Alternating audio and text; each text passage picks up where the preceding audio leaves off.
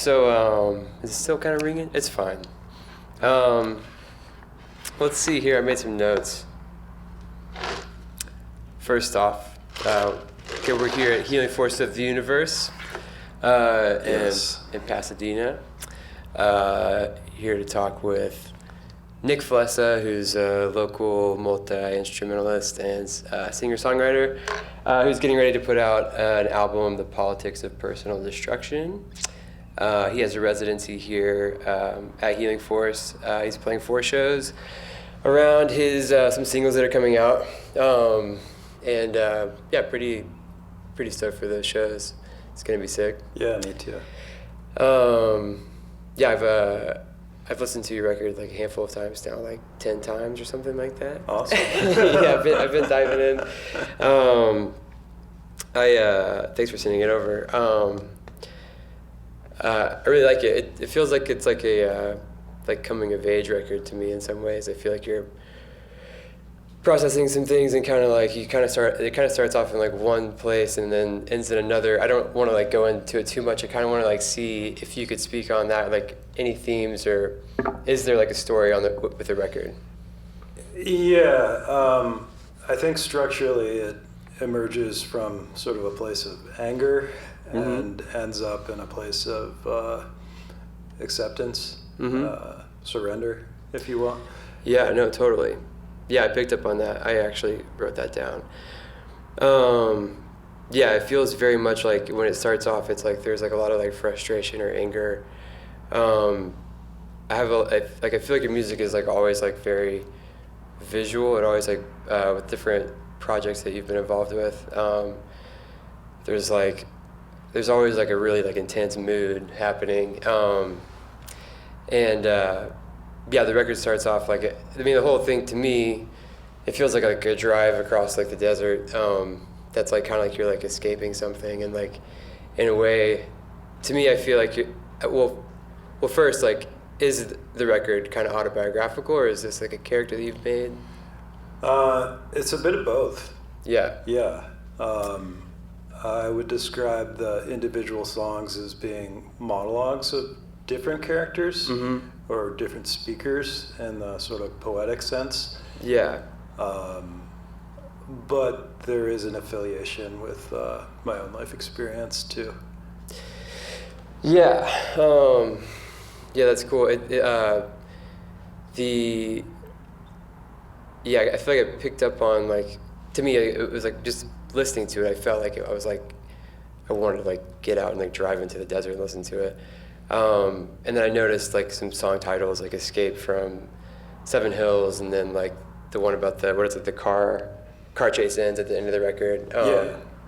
Which I feel like is all about surrender. And kind of like, it feels like, you start off the record with, the first track is called Class Act. Yeah, Class Act. Yeah, and it feels like you're like holding court and like kind of be like, what's up? Like you're like, all right, all you motherfuckers, like here's what's going down. Like kind of like you're definitely like pissed off and like confronting like a lot of people, which feels like political in a way. Yeah, that one I originally wanted to record with a harpsichord playing. Wow, really? So I like the holding court kind of reference. Yeah. Yeah, that one sort of sets the tone, I suppose. Yeah, it's a tough one, but people actually seem to like it. I feel like I opened with the most potentially off-putting track. Yeah, totally. It's pretty confrontational. Yeah. Yeah. Yeah, like what images do you see when you were like either like creating the record or like listening back now? Like, do you like does any imagery come to mind?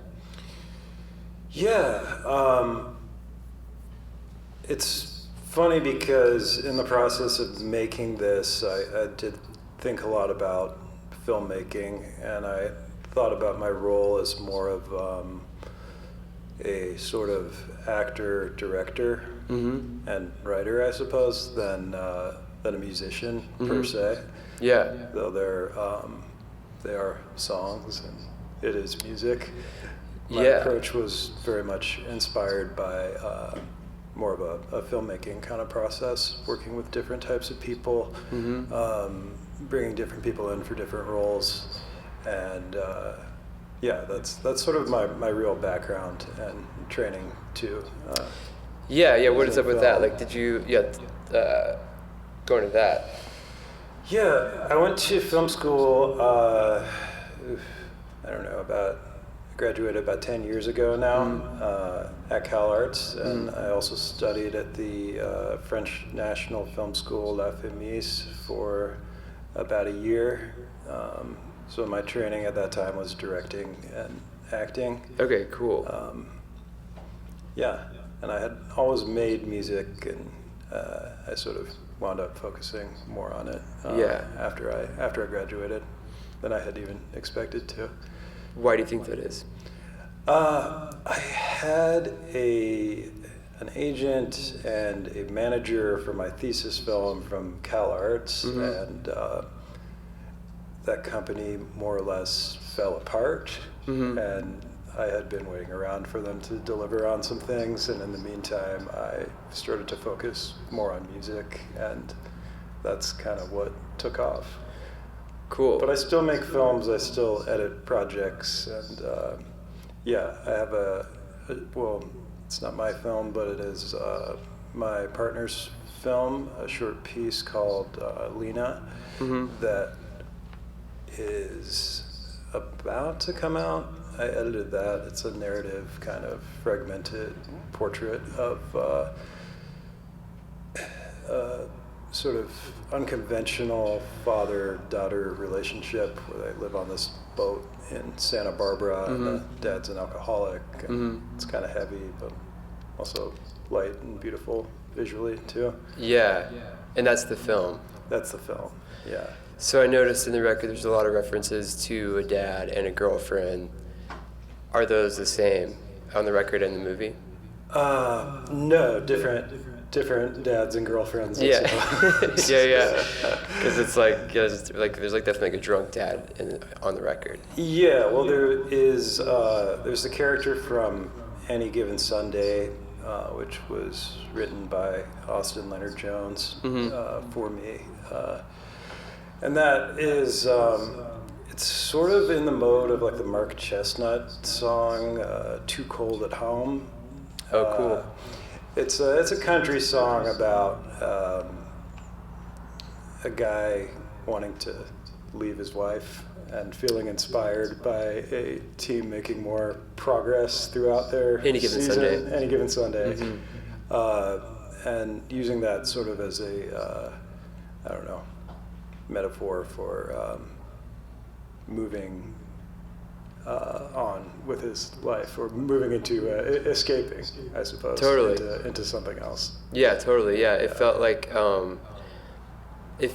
the relationship in that song, and maybe on the rest of the record, is kind of like somewhat the same. It feels like it feels like a breakup record in some ways, whether you're like breaking up with your like self, or like breaking up with like a scene, or like there's like, I don't know, there's like definitely like, I love that line. I think maybe it's in that song where it's like, you said like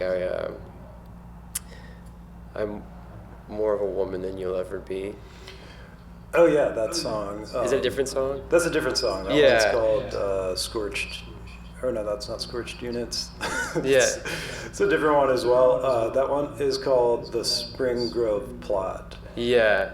And a lot of the titles are references to places in Cincinnati, where I'm from. Spring Grove is the cemetery where my mother is buried, and a lot of my family members, older ones, grandparents.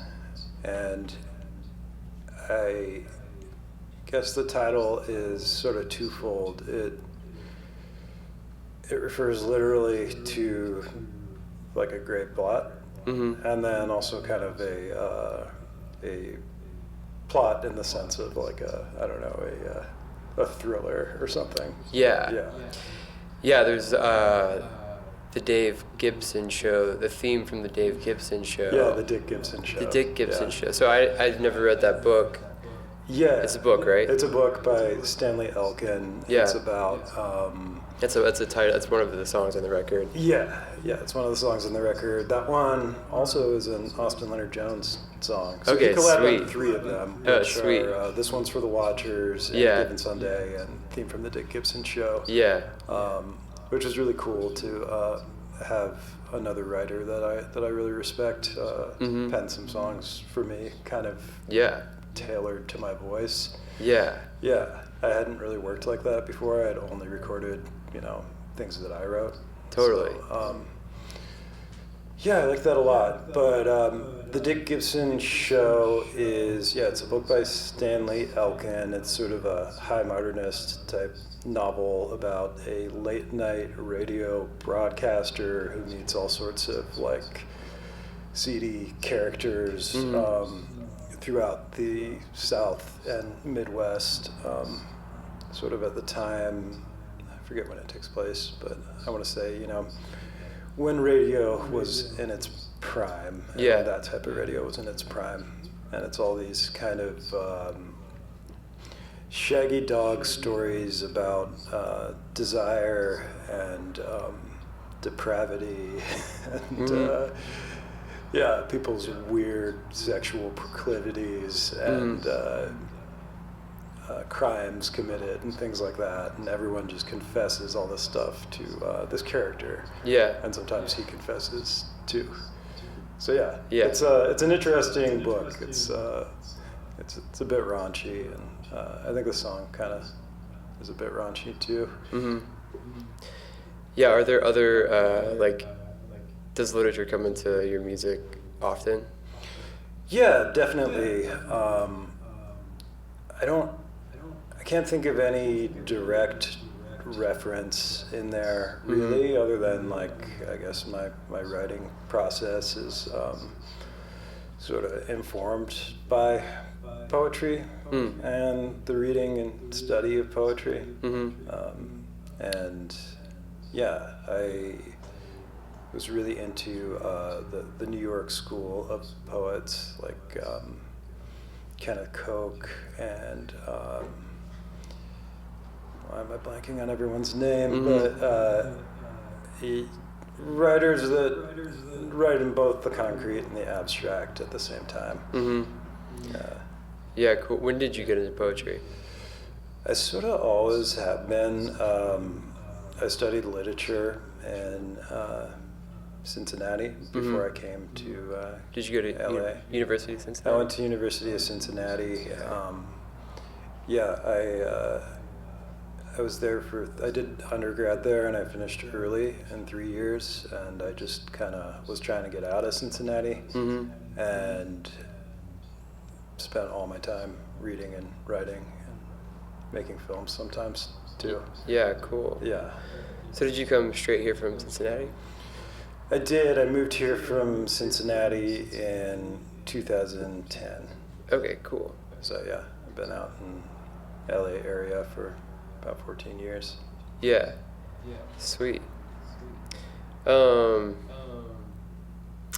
Let's see.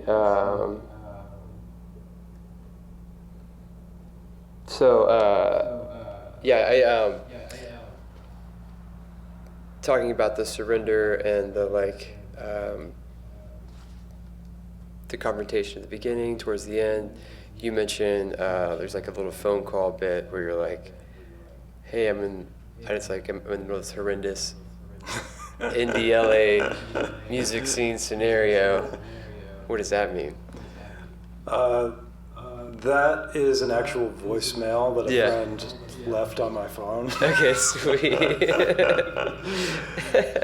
And that song is called Tenants of Disease. Yeah. Which I suppose is a reference to tenants of the trees. Yeah. Nice. Yeah, I mean, the track that precedes that voicemail and the lyrics are maybe some of the most literal on the record. Mm-hmm. And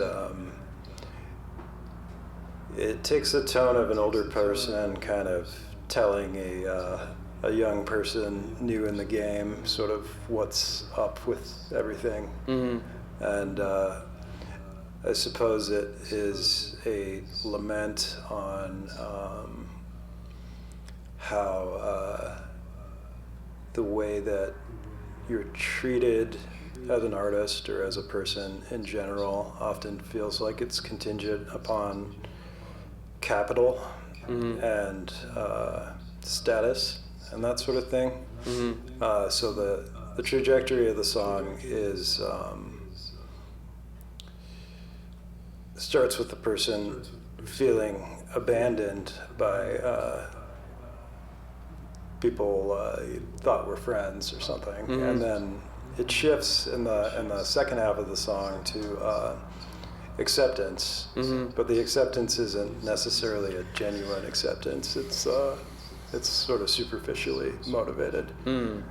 It's like he recognizes that there's value being ascribed to him, and is all of a sudden welcomed Mm-hmm. after doing something that externally signifies success. Mm. So I guess it's kind of a commentary on how, in my experience and the experience of a lot of people I talk to, there are certain types of relationships that can just change on a dime, Mm-hmm. once somebody wants something from you. Damn. And or if not wants something from you, sees value in supporting you. Yeah. Yeah. Yeah, the whole record feels like a commentary on those kind of dynamics. Yeah. Yeah, which I Yeah. think is kind of cool. It's like a political, with the title. Like, how did you come up with that title for the record? Yeah, the politics of personal destruction. It is kind of, again, has a double meaning. It's sort of twofold. It, on the one hand, refers a bit to self-destruction. Mm-hmm. And that kind of idea of it. On the other hand, it is a reference to something that was thrown around a lot in the Clinton era about personal destruction politics, which kind of means like ad hominem attacks, against politicians and leaders and whatnot, like battles between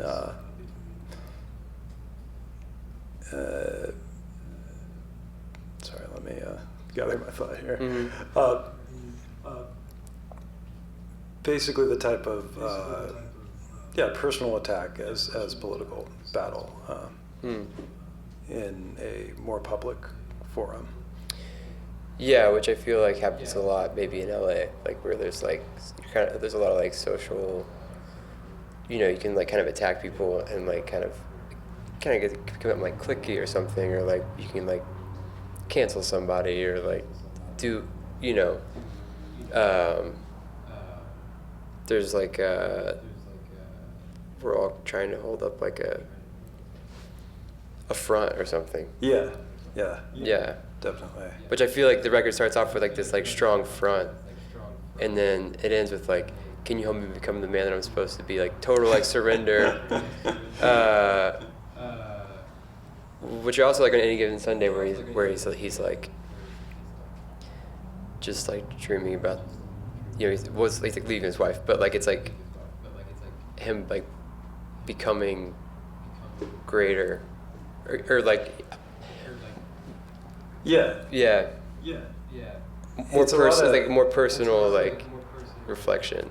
Yeah, it's a lot of characters that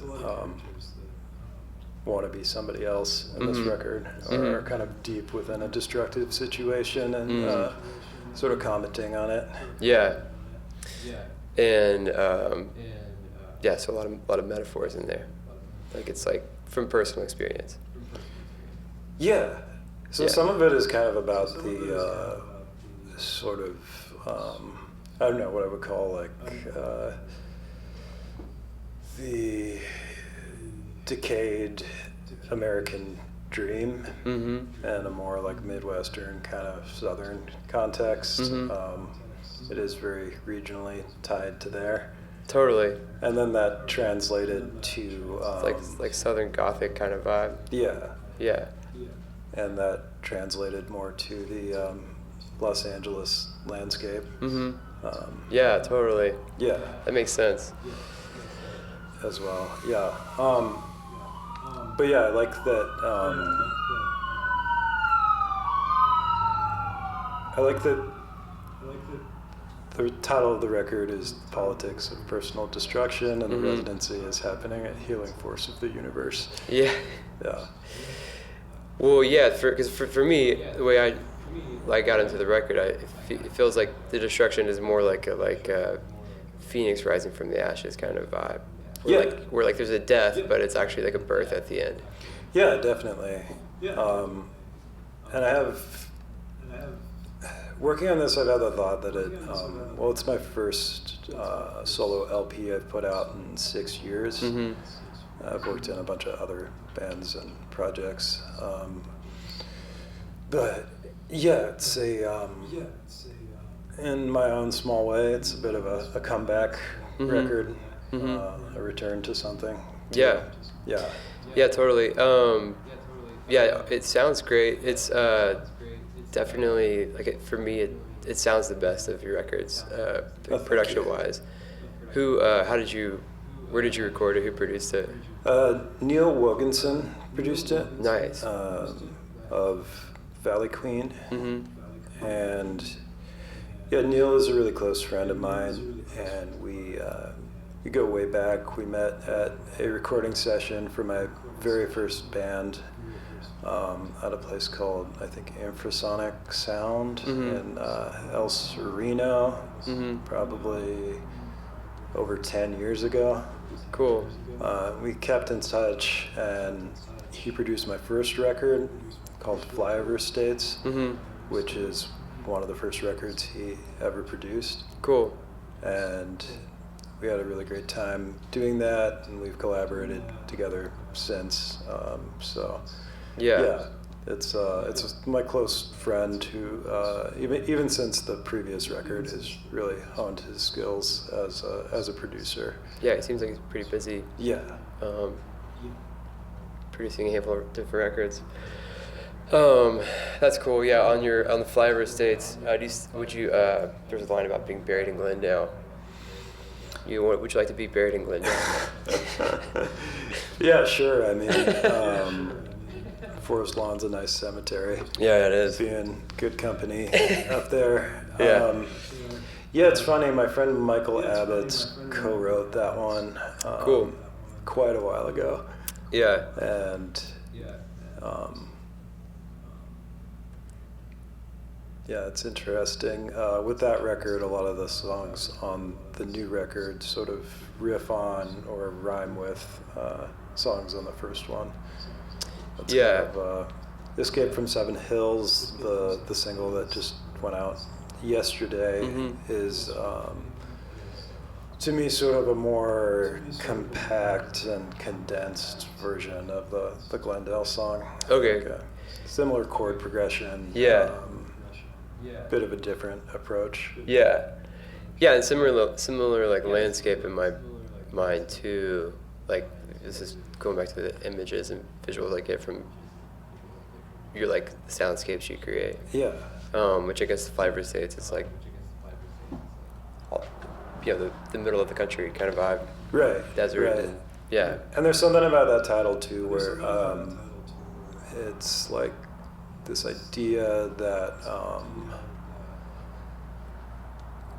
coastal people sort of view a whole segment of the country as being a flyover country. Not that really everyone does or anything, but I've heard it said, and I like that idea as something overlooked. And I guess that has some political connotations too, just in a general way. Yeah. Yeah. Totally. That one is more transparently a country record than this one is. Yeah. Yeah, let's talk about some of your influences, because I definitely hear like country in there, but it's like very dark and I think so. For the past few years, I have been singing in a band called Dayton Swim Club, and I'm still doing that. We have some releases, I think, coming out later this year. Sweet. But that is sort of, it's more of a post-punk noir type band, and certainly that experience of working in that project with Mario Luna and Dominique Madison and some others, my main collaborators.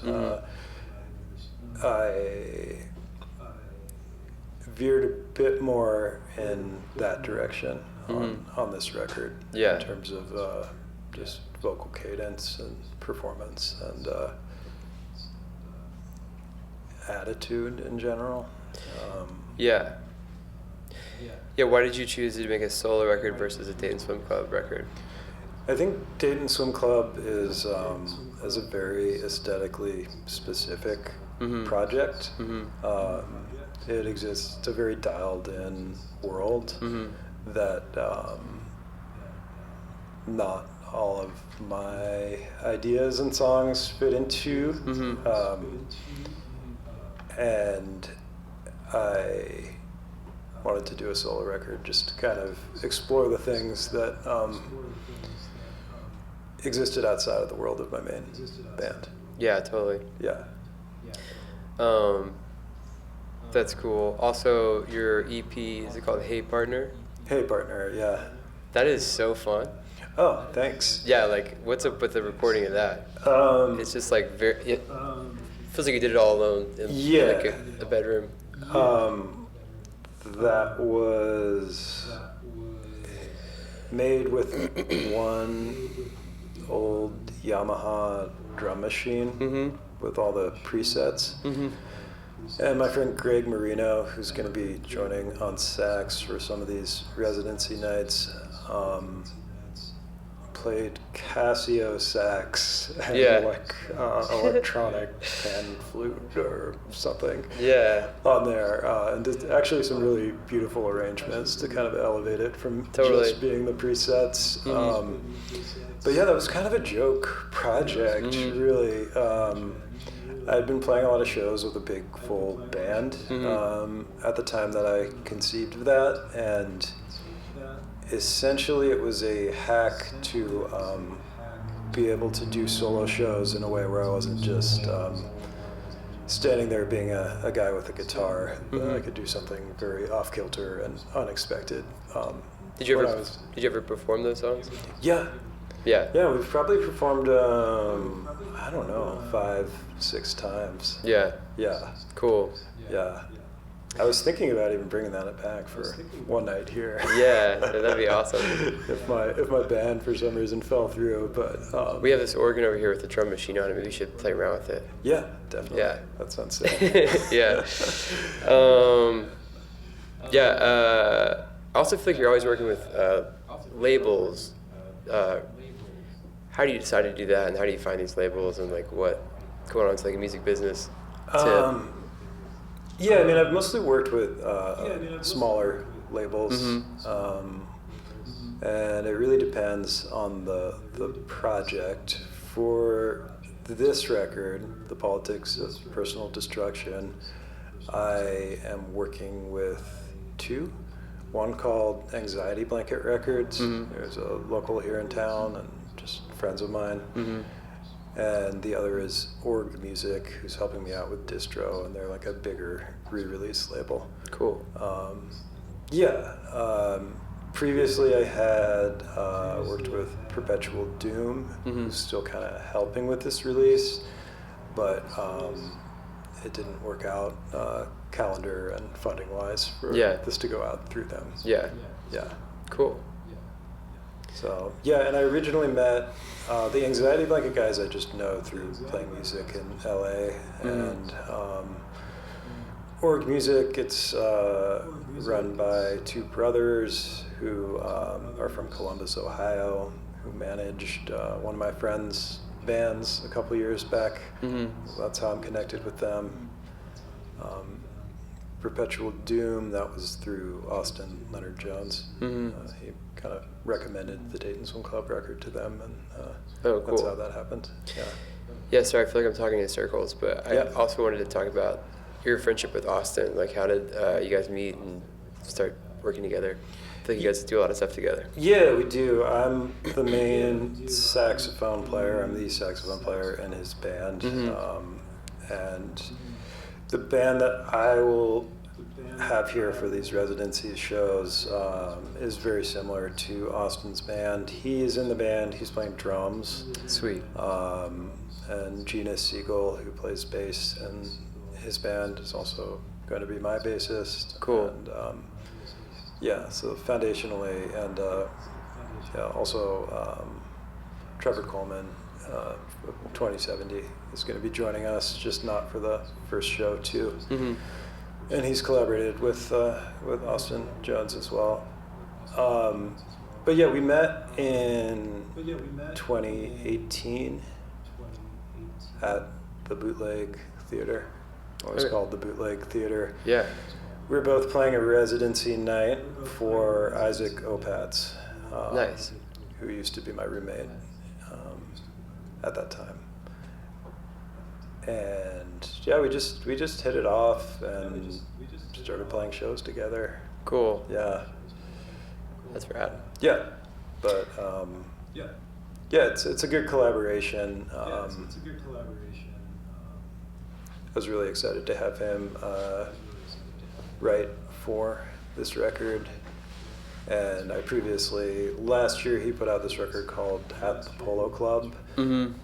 where I contributed some sax. And yeah, there are a few, there's an upcoming one that Neil just recorded that I also helped out with as well. So yeah, Yeah, pretty sweet. consistent collaboration. Nice.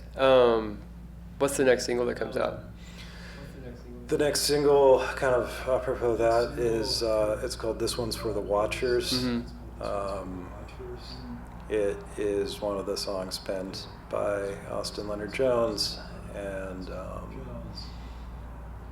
yeah, unlike the single that just came out, this one's solidly in the country world. Yeah. It's a pretty straight ahead narrative song, but it's in a bigger way about the sense of being surveilled Mm-hmm. online. Mm-hmm. Watchers, sort of broadly speaking, to someone watching your Instagram story or something. Or Nice. general spectators in a friendly or unfriendly manner of Yeah. other people's personal lives. Mm. So Yeah. conceptually, that's kind of what it's about. That's cool. Yeah, I think it's so cool that you like wrote about. They just have commentary on all these like social things. I don't think I would have thought to write about that. It's Yeah. pretty badass. Yeah, it's yeah. We'll see what people think of that one. I actually, it's one of my favorites on the record. Cool. And Dude. Oh, sorry. oh yeah. I mean, it is kind of speaking to this idea of everybody being up in everybody else's business. Mm-hmm. By virtue of the internet, and that being the kind of interaction that's happening without any actual interaction. Yeah, totally. Yeah. Talk to us about U.S. Rifle, that this dub song. It's so sick. Oh yeah. Thanks. Yeah. I'm glad you asked about that one because anytime I share this record with anybody, they for some reason don't bring it up. And Really? I asked my girlfriend, and she was like, "I think it's because it's like really dark. People don't want to talk about it." Really? I don't know. My phone. Is that my phone? But yeah. Anyway. They don't want to talk about it. Well, yeah, people haven't really spoken to me about that one. It's so cool. I'm glad you asked. Yeah. Yeah, it's one of my favorites. What's the line? It's like it starts off like you at. What are the lyrics? A rifle sight, a raffle prize. Yeah. The flying red and putrid light, the railroad tracks, the wily roads, Japanese cars, hectic spoilers. That one is kind of in a way a portrait of the part of southwestern Ohio I'm from, and the kind of far out suburbs, the exurbs of Cincinnati, and shit that was going on out there, based around people that I knew, and then of course their U.S. Rifle as a title is a reference to the Chicago band U.S. Maple. Just because I like the band. The song doesn't have much to do with their music. Oh, okay. I don't know them. Who are they? They were a drag city band from 90s through early 2000s. They're kind of a deconstructed rock band. They're really rocking hard in kind of a very noisy way, and the singer kind of is shouting and mumbling sort of non-words, but it's still approximately close enough to a rock band that it's interpreted as that. It's like a really cool band. Yeah, you should check them out. Cool. So anyway, that's where the title came from. But yeah, it's a vision of without making it sound too much like it's Youth of the Nation. It is kind of a rifleman song. It's about a guy going and shooting up a place. Yeah, damn.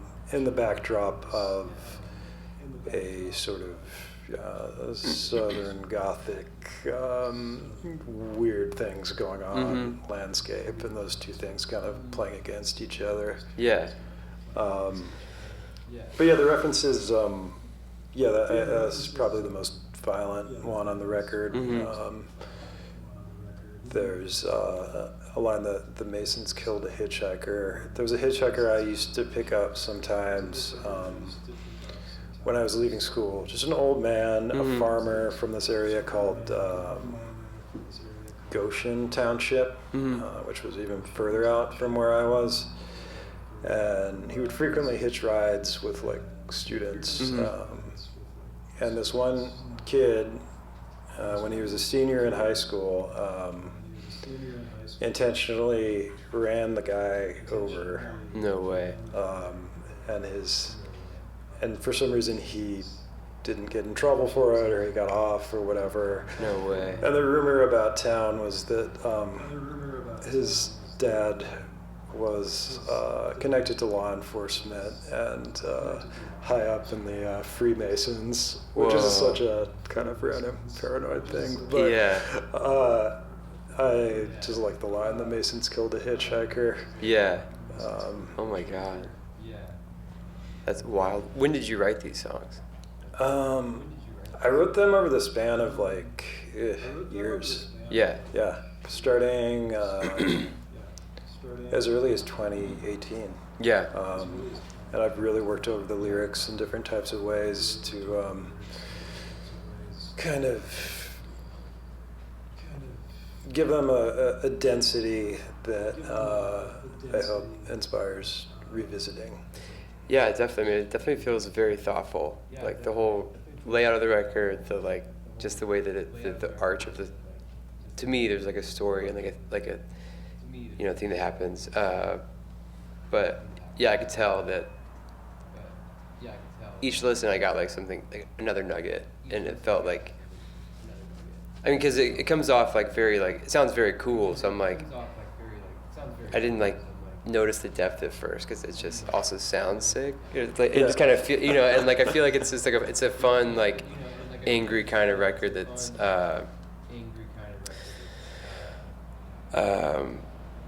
yeah, I just really started to appreciate the depth of the record. That's cool that you spent a lot of time on it, because I feel like yeah, I mean, I write songs too, and this is not my interview, but it's surprising how long it takes to get a song out sometimes, and then like, but getting to work over it, I really like that. It's like carving away at it. And Yeah, I thought about it almost in a studio art sense. Mm-hmm. These were drafts sitting around in my studio for a few years, and it was time to like get in there and refine them and rework them. Yeah, sweet. Over the passage of I guess really about 5 years between. That's awesome. Yeah. Well, I feel like we've talked for like an hour, but I don't actually know how long. But so we have shows here at Healing Force. Nick Flessa is going to play 4 shows. The first one is this Friday, August 2nd. There's one on August 29th. Or let's say August 2nd with who's playing? August 2nd with Young Jesus and Total Heat. Yeah. Yeah. Sweet. August 29th is Greta.